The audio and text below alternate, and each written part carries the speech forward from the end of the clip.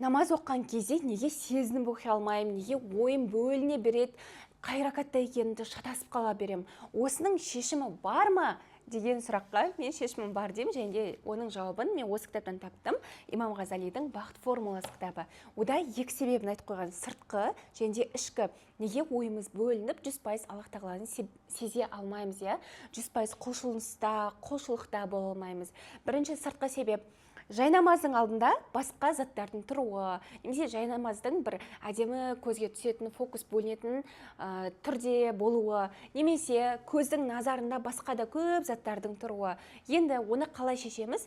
Намаз оқып отқан жерде жайнамаздың алдында ешнәрсе болмаған қамтамасыз ету, майда заттардың бәрін алып тастау, көзіңізге түсетін заттарды да алып тастау қажет.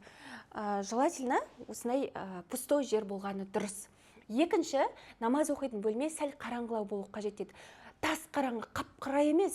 Мысалы, бөлмеңіздің светін азайтуға болатын болса, азайтыңыз, немесе лампа қойып қойыңыз, немесе сол бөлменің светін өшіріп, басқа бөлменің светін жағып қойып, намаз оқысаңыз да, ол ойыңыздың намазда болуына, фокустың намазда көп болуына әсерін береді екен.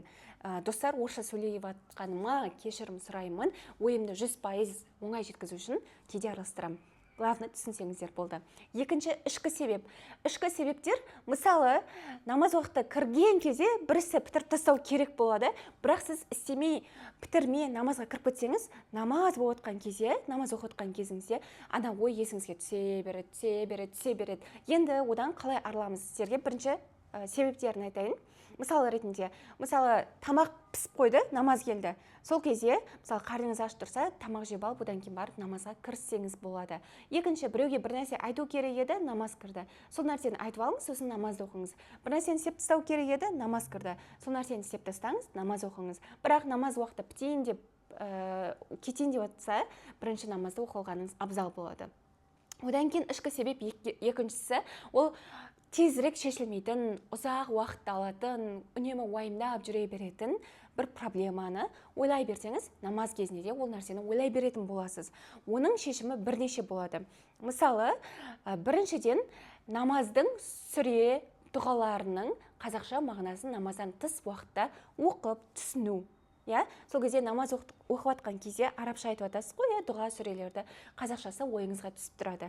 Екінші, нәпіл құлшылықты көбейту. Нәпіл намаздар және де нәпіл құлшылық, Құран оқу, зікір айту, Алланы еске алу, діни кітаптар оқу, иманыңызды күшейтетін нәрселер. Ол нәрседен намазды құлшыныспен оқуыңызға әсер етеді. Айтады, нәпіл құлшылықтар парыз құлшылықтардың бауын шешеді дейді. Қалай?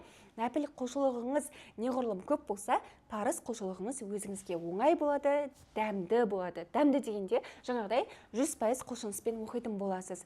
Сол екі шешімі бар екен. Сыртқы ішкі себептерді осылай шешіп көріңіз, одан кейін барып намазыңыз иншалла бір өте құлшыныспен Аллаға жақындаумен болады. Және де үшінші лайфхак, ол Аллах тағала дұға етіңіз. Аллах тағала, мен сені сезбей жатырмын. Аллах, мен сені сезінгім келеді.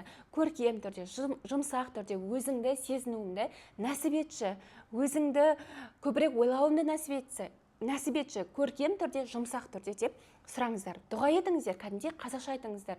Мен намазын, Аллах тағала мойындаңыздар. Аллах тағала мен бір өтірік оқып кеткен сияқтын айтыңыздар. Мысалы, кейде өмірлік ситуация болады да, Аллах тағала мен саған сенбей кеткен сияқтымын, өтінемін, көмектесші маған өзіңе сенуіңді, өзіңді сезінуіңді, өзіңнің бар екенін сезінуіңді барынша максимально сезінуімді нәсіп ет деп Аллах тағаладан үнемі дұға етіңіз. Намазда болсын, намазсыз болсын, дәретте болсын, дәретсіз болсын.